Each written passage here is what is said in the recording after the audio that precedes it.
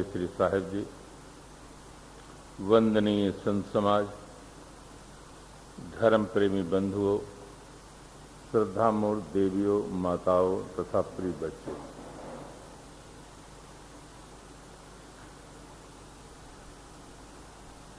जीवन में भक्ति, ज्ञान और कर्म तीनों की महती आवश्यकता है। भक्ति के संबंध में प्रसंग चल रहा था। सज्जनों का संतों से जो रिश्ता है वो रिश्ता भक्ति का ही है। संसार में दो प्रकार से रिश्ता स्थापित होता है। वैयाकरण शास्त्र में लिखा गया है, संबंधो दुविधा विद्या योनिचा। संसार में प्रथम संबंध शादी से होता है। संसार का जितना रिश्ता है, सास, ससुर, जीजा, दामाद, ये सब रिश्ता शादी से होता है और रिश्ता दो के बीच में होता है। शादी में पति और पत्नी का संबंध जुड़ता है। तत्पश्चात पत्नी के माता पिता भाई बहन से अपने आप संबंध हो जाता है। मूल में दो व्यक्ति से ही संबंध होता है। संसार का जितना रिश्ता है, जितना नाता है, सब पाणी ग्रहण से प्रारंभ होता है। परमार्थ का जो रिश्ता है वहां गुरु और शिष्य का संबंध स्थापित होता है। फिर वहां भी अनेक रिश्ते चालू होते हैं। ये गुरु जी के शिष्य हैं, ये गुरु भाई हैं, ये गुरु जी के गुरु जी हैं। तो एक रिश्ता संसार का होता है, एक रिश्ता परमार्थ का होता है। संसार का जो रिश्ता है उससे आदमी का जीवन एक दायरे में बंधता है, और जो भक्ति का रिश्ता है उससे व्यक्ति ज्ञान प्राप्त कर लेता है। संसार की आसक्ति से ऊपर उठकर उसे साधनानिष्ठ पवित्र जीवन, अप्रभावित जीवन जीने का सौभाग्य प्राप्त हो जाता है। इसीलिए भक्ति की बहुत बड़ी महिमा गाई गई। कह रघुपत सुन भामिन बाता, मानहु एक भगति कर नाता। महाराज श्री राम जो सवरी के पर्णकुटी पर पधारते हैं, उसके मन में बड़ा संकोच है। अपने हृदय के उद्गार को व्यक्त करती है कि विधि सेवा करऊं तुम्हारी, अधम जात में जड़मत भारी। अधम ते अधम अधम अति नारी, तीन माह मैं मत मंद गंवारी। शिवरी के हृदय के भाव को सुन करके महाराज श्री राम ने कहा कि मानहु एक भगत कर नाता। तुम्हारे मन में किसी प्रकार से हीन भावना की ग्रंथि नहीं आनी चाहिए। मैं एक भक्ति का नाता मान करके ही तुम्हारे पर्णकुटी पर आया।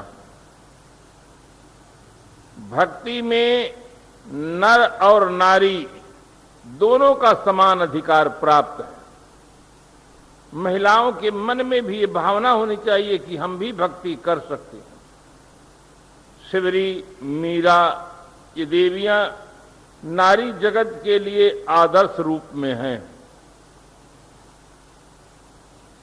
भक्ति पथ बहुत सरल है, सुगम है, सहज है। इसलिए किसी के मन में ऐसा नहीं होना चाहिए कि हमारे पास ऐसे पदार्थ हो तो हम भक्ति कर सकते हैं। भक्ति में भाव की प्रधानता होती है। आपके मानस जगत में दिव्य भाव हो, पवित्र हो, आप भक्ति कर सकते हैं। किंतु एक महत्वपूर्ण बात याद रहे कि भक्ति सगुण साकार चैतन्य मूर्ति सदगुरु और संत की ही करनी चाहिए। जैसे अभी थोड़ी देर पूर्व श्री निर्मल साहब जी ने कहा कि सावन के महीना में लोग शंकर भगवान की बहुत वंदना करते हैं, प्रार्थना करते हैं, श्रद्धा सुमन समर्पित करते हैं। ये उपासना जरूर अपने ढंग से करते हैं, अपने हृदय की श्रद्धा को समर्पित करते हैं, किंतु उनके साथ साथ गांजा की दम भी लगाते हैं और भी कुछ करते हैं, क्योंकि वहां शंकर जी प्रत्यक्ष नहीं, उनकी केवल मूर्ति बना ली जाती है। और आप जानते हैं, डॉक्टर ना हो, डॉक्टर की मूर्ति बनाकर आप उनसे ऑपरेशन करने का निवेदन करें तो मूर्ति ऑपरेशन नहीं कर सकती है। आप चाहे जीवन भर श्रद्धा रखें, डॉक्टर अगर प्रत्यक्ष ना हो तो उनकी मूर्ति ऑपरेशन नहीं कर सकती है। कोई बहुत बड़े वकील हो, हाई कोर्ट के वकील हो, और वे प्रत्यक्ष ना हो, उनकी मूर्ति बनाकर निवेदन करे कि साहब ये केस है, हमको जिता दीजिए, तो फिर वो मूर्ति आपका केस नहीं जिता सकती। डॉक्टर की मूर्ति में हमें विश्वास नहीं है, और मास्टर की मूर्ति हो और कहें कि बच्चे को हमें पढ़ा दीजिए, आज ट्यूशन में असली मास्टर नहीं आए हैं, आप ही पढ़ा दीजिए, तो मूर्ति पढ़ा नहीं सकती है। किंतु आदमी ऐसा विचित्र प्राणी है कि डॉक्टर की मूर्ति पर उसको विश्वास नहीं हो सकता है, वकील की मूर्ति पर विश्वास नहीं हो सकता है, किंतु महापुरुषों की मूर्तियों पर विश्वास हो जाता है कि ये हमारा उद्धार कर देंगे।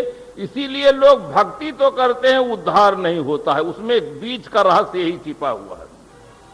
भक्ति करने में जो उद्धार होना चाहिए, हमारे जीवन का विकास होना चाहिए, हमारा जीवन पवित्र होना चाहिए, वो नहीं हो पा रहा है।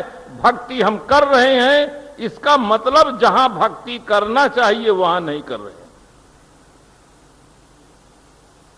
इसलिए सदगुरु कबीर साहब ने अपने इंकलाबी भाषा में कहा, कबीरन भक्ति बिगारिया, कंकर पत्थर धोए, अंतर में विष राख के अमृत डारेन खोल।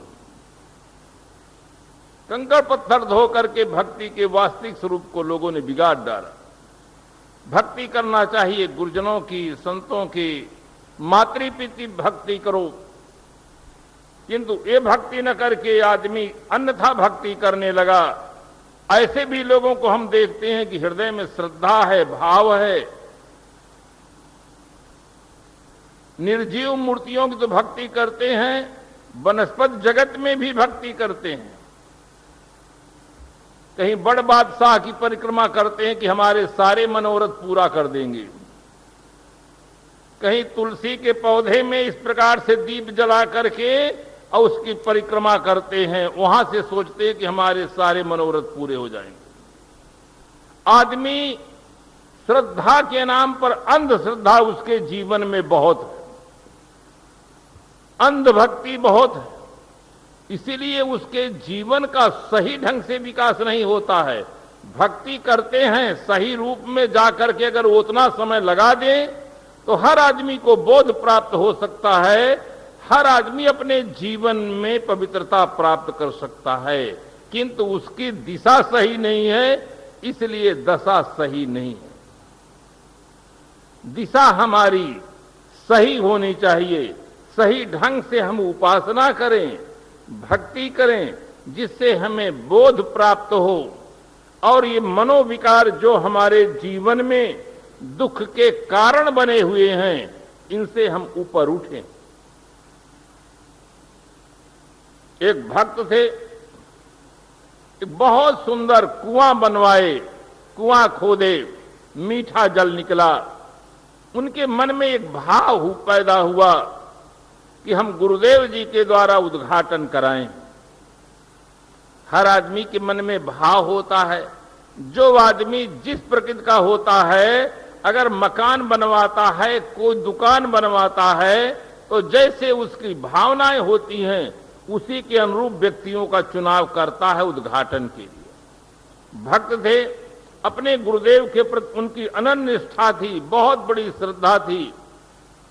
इसलिए गुरुदेव के पास जाकर निवेदन करते कि भगवान सब ठीक हो गया है, बस आपकी प्रतीक्षा है, आप समय निर्धारित करें। और हमारी भावना तो ऐसी है कि शुभ काम में विलंब नहीं होना चाहिए, सब तैयारी है। अगर आप कल के लिए स्वीकृत दे दें तो बहुत ज्यादा अच्छा है। भाव देख करके गुरुदेव स्वीकृत दे देते हैं। भक्त के मन में बड़ी प्रसन्नता होती है, प्रसन्न चित्त से वापस आते हैं। किंतु सायंकाल जैसे घर पर पहुंचते हैं, एक व्यक्ति समाचार देता है कि आपके कुएं पर 2 कुत्ते लड़ रहे थे और लड़ते लड़ते दोनों कुत्ते कुएं के अंदर चले गए। ये समाचार सुनकर के वो भक्त के मन में दुख होता है कि अभी अभी गुरुजी से मैं निवेदन करके आया हूं, हमारे कुएं में 2 कुत्ते गिर गए हैं, अब कल इसका उद्घाटन कैसे होगा। सुबह होते गुरु आश्रम में भक्तराज पहुंच जाते हैं, निवेदन करते भगवान एक दिन के लिए समय बढ़ा दिया जाए। उन्होंने कहा क्यों? कहे कुएं में कुत्ते लड़ रहे थे और दोनों कुत्ते कुएं में गिर गए हैं, इसलिए एक दिन का समय बढ़ाने की कृपा करें। गुरुदेव ने कहा सब निश्चय है, तैयारियां हैं, एक दिन के लिए क्यों बढ़ाते हो? छोटी सी बात के लिए आप घर जाकर के उन दोनों कुत्तों को निकाल दें और पानी कुछ निकाल दें और उसमें गंगा जल डाल दें, बस पानी शुद्ध हो जाएगा। इतना सरल उपाय जान करके भक्त के मन में इतनी खुशी हुई, इतना श्रद्धा का उमड़ आया, घर आते ही तुरंत उपाय करने लगे, किंतु कुत्ते को निकालना भूल गए, पानी निकालना शुरू कर दिए। पानी निकाल करके गंगा जल डाले और जब गुरुदेव आते हैं, देखते हैं पानी से दुर्गंध आ रही है, तो उससे पूछते हैं तुमने कुत्ता निकाला कि नहीं? कहे भगवान कुत्ता निकालना तो मैं भूल ही गया, पानी निकाला हूं और गंगा जल डाला हूं, कुत्ता नहीं निकाला हूं। तो जैसे वे भक्त भूल गए, गंदगी के मूल कारण केवल कुत्ते थे, कुत्ते को नहीं निकाले, पानी निकाले और गंगा जल डालने लगे। इसी प्रकार से ऐसा लगता है कि आज लोग यही भूल कर रहे हैं। अंतःकरण रूपी कुएं में राग और द्वेष रूपी 2 कुत्ते पड़े हुए हैं, जिसके कारण से जीवन में दुख है, अशांति है, समस्या है, उसको हम नहीं निकालते हैं, केवल पानी निकाल देते हैं और गंगा जल डाल देते। ओम विष्णुवे नमः स्वाहा, भगवते वासुदेवाय नमः स्वाहा, ग्राम देव्यो नमः स्वाहा, ओम भूर्भुवः स्वाहा तत्सवितुर्वरेण्यं भर्गो देवस्य धीमहि धियो यो नः प्रचोदयात्। ये गंगा जल डाला जा रहा है, किंतु जिस कारण से जीवन में दुख है, अशांति है, उस राग द्वेष को निकाला नहीं जा रहा है। राग के कारण से ही आदमी का स्वतंत्र जीवन परतंत्र हो जाता है। अगर आदमी के मन से राग हट जाए तो आदमी इतना महान प्राणी है, स्वतंत्र जीवन जी सकता है। इसलिए भक्ति के क्षेत्र में पवित्रता की बहुत बड़ी आवश्यकता है। मानसकार ने लिखा, निर्मल मन जन सो मोहि पावा, मोहि कपट छल छिद्र न भावा। मन की निर्मलता अपेक्षित है। महिलाएं अच्छी तरह से जानती हैं कि भोजन बनाने के पहले बर्तन को साफ कर लेती हैं, मांज धो साफ करके फिर उसमें चावल पकाती हैं, दाल पकाती हैं, सब्जी पकाती हैं। बर्तन साफ होना पहले जरूरी है, तब भोजन ठीक से बनता है। इसी प्रकार से भक्ति करने वाले व्यक्तियों को पहले अपना मन रूपी बर्तन को अच्छी तरह से साफ कर लेना चाहिए, मांजना चाहिए, फिर भक्ति करना चाहिए। हवन किया जाता है आग में, अगर आप राख में हवन करेंगे तो आपका हवन की सामग्री और आपका समय बिल्कुल बेकार हो जाएगा, क्योंकि हवन किया जाता है आग में, राख में नहीं। भक्ति किया जाता है चैतन्य मूर्तियों में, किंतु चैतन्य मूर्ति की भक्ति करने में बड़ा साहस चाहिए और बहुत संपत्ति चाहिए। अगर 10 देवताओं को स्नान कराना है तो 1 लोटा पानी लीजिए, 10 देवताओं को छिड़क दीजिए, सब नहा लेंगे। अगर एक जीवित व्यक्ति को स्नान कराना है तो 2-3 बाल्टी पानी जरूर लगेगा। और लोग सोचते क्या है कि हम भक्त भी बने और भक्ति भी करें और माल भी कहीं बाहर न जाने पाए, इसलिए निर्जीव मूर्ति को रख करके भोग लगा देते हैं, पर्दा ढांक देते हैं और थोड़ी देर के बाद सब अपना चट कर जाते हैं और कहते हैं भगवान का भोग लगा दिए। आपके घर में मेहमान आए और थाली परोस कर दे दें और बाद में तुरंत थोड़ी देर के पश्चात आप थाली लेकर स्वयं खा जाएं, तो मेहमान आपसे प्रसन्न होंगे या नाराज? और आपके घर में कितने दिन ठहरेंगे? वो तो जाने वाले हैं नहीं। अगर वो चेतन मूर्ति होते तो कहते ऐसे भक्तों से तो भगवान बचाए कि नाम हमारा लगाते हैं और खाते स्वयं। इसीलिए किसी कवि ने बड़े सुंदर ढंग से कहा कि टुन टुन टुन टुन घंटी हिलावें, झपक दे सब झपना, और ठाकुर जी का भोग लगावें, गपक जाए सब अपना। ऐसे भक्ति नहीं होती है। भक्ति को आप वहां पर सीखें और प्रयोग करना चाहिए चैतन्य मूर्तियों पर। मंदिर में जाकर हम कितने सुंदर भाव से स्नान करके, साफ कपड़ा पहन करके, पूजा की सामग्री लेकर फिर मंदिर में जाते हैं। वहां आप सीखें और प्रयोग करें चैतन्य मूर्तियों में। हम स्नान करके फिर अपने आराध्य देवों को स्नान कराएं, पहले आराध्य देवों को खिला करके फिर खाएं। प्रयोग यहां करना चाहिए। आज आदमी यहां प्रयोग करना भूल गया है, वहीं सब कुछ मान लेता है। उसके दिमाग में एक बहुत बड़ा भ्रम हो गया है कि आदमी कहीं देवी देवता नहीं होता है, आदमी कहीं भगवान नहीं होता है, पत्थर की मूर्तियां ही देवी और देवता होती। ये बहुत बड़ा भ्रम हो गया है। एक महाशय ने प्रश्न किया कि अरे आप लोग क्या करते हैं? आदमी की पूजा करते हैं, कहीं आदमी भी पूजा जाता है? मैंने कहा ये बताइए आप कि किसकी पूजा करनी चाहिए, हमको आप बताइए। जो मर के चले जाएं उनकी मूर्ति बनाकर पूजा करें कि मन से निर्गुण निराकार ईश्वर मान लें? उसके आंख नहीं, कान नहीं, हाथ नहीं, पैर नहीं, चंदन कहां लगाएंगे, पूजा कहां करेंगे, प्रणाम करेंगे तो कैसे आशीर्वाद देगा बिना इंद्रियों के? किसकी पूजा करना चाहिए हमें ये बताएं। तो वो मौन हो गए। वेदव्यास जी ने लिखा, गुह्यम ब्रह्मो तदिदम ब्रवीमो नहीं मानुषातो श्रेष्ठतरम ही किंचितो। मैं आपको एक गोपनीय बात बताता हूं कि मनुष्य से श्रेष्ठ कुछ नहीं। दुनिया में जितने महापुरुष हुए हैं सभी मनुष्य थे। मनुष्य के अलावा कहीं कोई कुछ नहीं दिखाई देता है। हनुमान जी को देखें तो वे भी मनुष्य थे। अंजनी पुत्र पवन सुत नामा। महाराज श्री राम अपना परिचय देते हैं, कोसलेस दशरथ के जाए, पितु के बचन मान बन आए।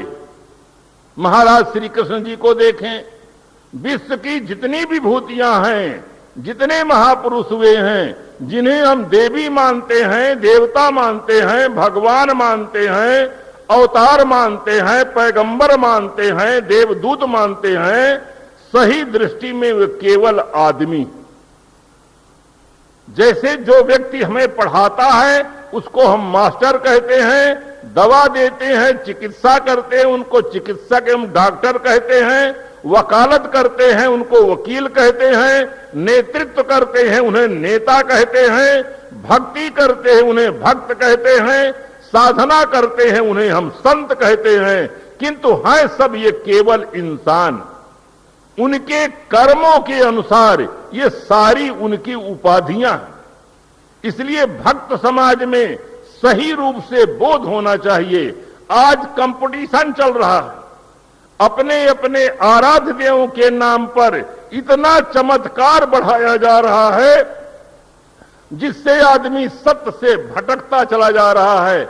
अपने अपने आराध्य देव कहते कि हमारे आराध्य देव साक्षात भगवान है, पार ब्रह्म परमात्मा है, उनकी भक्ति करने से सीधे स्वर्ग मिल जाता है, मोक्ष मिल जाता है, इस प्रकार की बात करते हैं। सामान्य जनता बिल्कुल दिग्भ्रमित है, उसे वस्तु स्थिति का कोई बोध नहीं है। इसलिए जो कुछ संप्रदाय जगत में कहते हैं लोग उस पर वो स्वीकार कर लेते हैं।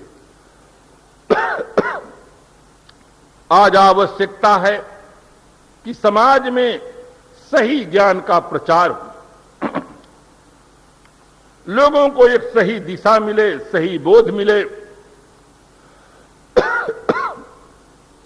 मंदिर, मस्जिद, गिरजाघर, गुरुद्वारा ये उपासना के स्थल हैं। संसार में अनेक संप्रदाय हैं, अनेक गुरुजन हैं, अनेक मान्य ग्रंथ हैं। इसलिए सबके विश्वास एक समान नहीं हो सकते हैं, ये एक वास्तविकता है। बंधुओं, संप्रदाय अनेक होते हैं, मजहब अनेक होते हैं, ग्रंथ अनेक होते हैं, किंतु सत्य अनेक नहीं होता है। सत्य एक होता है, सनातन होता है, सार्वभौम होता है और वो सबका होता है। किसी संप्रदाय विशेष का उसमें एकाधिकार नहीं होता है, किसी व्यक्ति विशेष का उसमें एकाधिकार नहीं होता है। इसलिए हमें ठीक से चिंतन करना चाहिए। हर आदमी को अपने विश्वास के अनुसार उपासना करने का अधिकार मान्य है। इसलिए मंदिर वाले मंदिर में जाकर अपना श्रद्धा सुमन समर्पित करें, मस्जिद वाले मस्जिद में जाकर अल्लाह अकबर की अजान करें, प्रार्थना करने वाले प्रभु गिरजाघर में जाकर प्रभु यीशु पर श्रद्धा और विश्वास रखकर वे अपना श्रद्धा सुमन समर्पित करें। बौद्ध मत के लोग बुद्धम शरणम गच्छामि कहकर वो अपनी उपासना करें। जैन संप्रदाय के जो संत हैं, भक्त हैं, साधक हैं, वे अपने उपाश्रय में जाकर के अपने तीर्थंकरों की, अरहंतों की उपासना करें। उपासना करने का अधिकार सबको मान्य है। कभी भी किसी व्यक्ति को दूसरे के उपासना ग्रहों पर किसी प्रकार से आतंक नहीं फैलाना चाहिए। प्रायः आदमी वही भूल कर जाता है, जब हम अपने आराध्य देवों की उपासना करते हैं तो उन्हें सर्वोपरि सिद्ध करने के लिए उनमें चमत्कार का पुट लगाते हैं और दूसरे के आराध्य देवों की कटु आलोचना करते हैं। बस वहीं विरोध पैदा हो जाता है। भक्ति के क्षेत्र में भी विनम्रता की आवश्यकता है, स्वतंत्रता की आवश्यकता है, यथार्थ बोध की आवश्यकता है। इस विशाल संसार में मंदिर, मस्जिद, गिरजाघर, गुरुद्वारा सदा से हैं और रहेंगे। इन्हें कोई मिटा नहीं सकता है। अपने जीवन में व्यक्ति परिवर्तन कर सकता है कि हम सत्य बोध प्राप्त कर ले और ये रहें अथवा न रहें, इनसे कोई फर्क नहीं पड़ता है, किंतु इनको मिटाने की कोशिश न करें। भक्ति के क्षेत्र में उदारता की आवश्यकता है। अपने अपने इष्ट को नमन करे सबको। हमारी एक अपनी परंपरा में कोई हनुमान जी की भक्ति करता है, कोई महाराज श्री राम की भक्ति करता है, कोई महाराज श्री कृष्ण की भक्ति करते हैं, कोई शंकर भगवान की भक्ति करते हैं, कोई बुद्ध भगवान की भक्ति करते हैं। भक्ति के क्षेत्र में विविधता है, ये विविधता रहेगी। इसलिए हर आदमी का पावन कर्तव्य है कि दूसरे जो प्रकार से भक्ति करते हैं उनको भी हम इस प्रकार से सुविधा दें, प्रेम दें, वो अपने ढंग से भक्ति कर सकें, साथ साथ उनके साथ हमारा सुंदर व्यवहार होना चाहिए। आदमी सर्वोपरि प्राणी है। आदमी ही मंदिर, मस्जिद, गिरजाघर, गुरुद्वारा बनाता है। आदमी ही मंत्रों का जाप करता है, हवन करता है, संध्या करता है, तर्पण करता है, हज करता है, रोजा रहता है, नमाज पढ़ता है। ये सब आदमी करता है। आदमी के साथ सुंदर व्यवहार करें। हम निर्जीव मूर्तियों के सामने जा करके प्रार्थना कर लेते हैं और कोई बात खड़ी हो जाए तो सजीव मूर्तियों की हत्या करने के लिए तैयार हो जाते हैं। ये भक्ति नहीं है, ये आदमी का सत्य से भाग जाना है। इसीलिए सदगुरु कबीर साहब ने इंकलाबी भाषा में कहा और समाज को शाश्वत सत्य की ओर इशारा किया कि तेई साहेब के लागव साथा, दुई दुख मेट के हो सना था। ऐसे स्वामी का आश्रय लो जिनकी उपासना करने से, भक्ति करने से वस्तु स्थिति का यथार्थ बोध प्राप्त हो। जन्म और मरण ये दो बहुत दुस्साह दुख के कारण हैं। इनसे हम ऊपर उठें, इनसे मुक्त हो सकें, उसके लिए आधार सदगुरु बतलाते हैं। इसमें मूल कारण है वासना। जब तक वासना रहती है तब तक यह चेतन वासना बस गमनागमन करता रहता है, ऊंच नीच खानियों में जाता रहता है। अगर उसे वस्तु स्थिति का बोध प्राप्त हो जाए, वासनाओं को समाप्त कर दें तो सदा के लिए मुक्त हो जाता है। आज लोग प्रश्न कर देते हैं कि हम भक्ति क्यों करें, हमारे पास संपन्नता है, सब कुछ है, हम भक्ति क्यों करें। भक्ति किया जाता है ज्ञान की प्राप्ति के लिए। हमारे पास संसार में सब साधन है किंतु वस्तु स्थिति का बोध नहीं है, ज्ञान नहीं है, हम वासनाओं से ऊपर नहीं उठ पा रहे हैं। इसलिए आराध्य देव की उपासना करते हैं जिससे हमें भी वो शक्ति मिले, वो भाव मिले कि हम जीते जी वासनाओं से ऊपर उठ सके। उपनिषद में एक कथा आती है, कथा का सार ये निकलता है, याज्ञवल्क्य जी के दो पत्नी थी। ये भी बहुत बड़ी पुरुष समाज में दुर्बलता प्राचीन काल से रही है कि एक पुरुष दो पत्नी रखते थे, तीन पत्नी रखते थे और उसका दुष्परिणाम लोगों ने जीवन भर अच्छी तरह से भोगा है। बहुत बड़ा अन्याय हुआ है। नारी जगत के साथ कभी न्याय ठीक से हुआ नहीं, चाहे पुराना जमाना रहा हो, चाहे आज का जमाना हो। नारियों को जगना चाहिए, इन्हें भी अपने जीवन में ज्ञान बोध प्राप्त करके सही ढंग से चिंतन करना चाहिए। जब उनके मन में विराग उत्पन्न होता है, याज्ञवल्क्य जी दोनों को बांट देते हैं संपत्ति। मैत्रेयी कहती है क्या इस संपत्ति से मेरा मोक्ष होगा? उन्होंने कहा मोक्ष तो नहीं हो सकता है, तुम धनिकों जैसा जीवन जी सकती हो, मोक्ष नहीं होगा। तब मैत्रेयी कहती है जिस चीज को पा करके आप हमसे हट रहे हैं, अनासक्त हो गए हैं, वही हमको दीजिए, हमें धन नहीं चाहिए। कितना सुंदर भाव है। भक्तों के अंदर, भक्ति करने वालों के अंदर एक ऐसा भाव जगना चाहिए कि जिस कारण से हम संसार में आसक्त हैं, हमें वो ज्ञान चाहिए, हमें वो बोध चाहिए कि जीते जी इन वासनाओं से हम मुक्त होकर के परम स्वतंत्र निर्विकार जीवन, पवित्र जीवन जी सके। और ऐसे उपास्य देव गुरुदेव होते हैं, संत होते हैं। इसीलिए मानसकार ने लिखा गुरु बिन भवनिध तरे न कोई, जो बिरंच शंकर सम हुई। इसलिए हमें उपासना के क्षेत्र में सदगुरु की उपासना करें जिससे हमें वस्तु स्थिति का बोध हो, हमारा कल्याण हो। बस इन्हीं शुभकामनाओं के साथ हम अपनी वाणी को विराम देते हैं।